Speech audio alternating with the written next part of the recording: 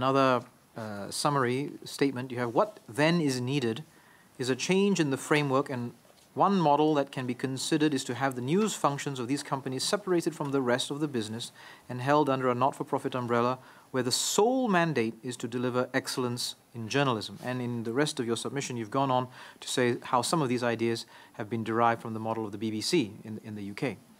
Well, I think we've already started to touch a little bit on my answer, or on the elements of my answer, when we said that when it comes to fact-checking, the media and the journalism industry one of the hallmarks of the operations should be accuracy, should be this drive to ensure that whatever is reported is accurate, is factual. I think that the media, at least as far as I have hopes for it, should be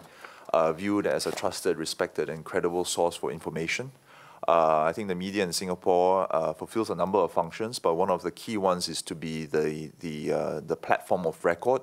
where hard facts and information are presented in a clear and accurate way so that people have the information that they need at their fingertips. In terms of the business model, why do I suggest that we need to separate the profit motive? I think within the newsrooms, there is generally this emphasis on the ethos on producing good quality news to inform, educate, and to engage and entertain.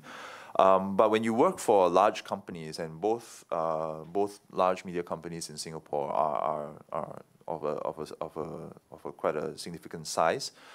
they have many different types of operations, and at the end of the day, there is a need to answer for your operations, for your profits, and for your costs, and for your revenues. And then when you juxtapose that against the competition for the ad dollar that is becoming more and more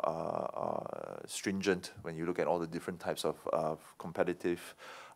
pressures from the online space, it's no surprise then that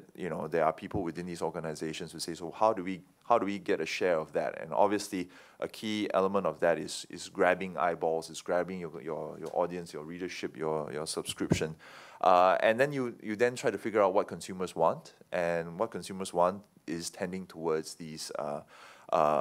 obviously more exciting, more fast-paced, more techie type of platforms where they can get their stuff on demand all the time. Yeah. So how do we compete against that? I'm not saying that delinking it necessarily from profit motive will be the universal solution, but I think it would be a start, because it creates another distraction for the media industry to sort of fall back to its core values and emphasize that again.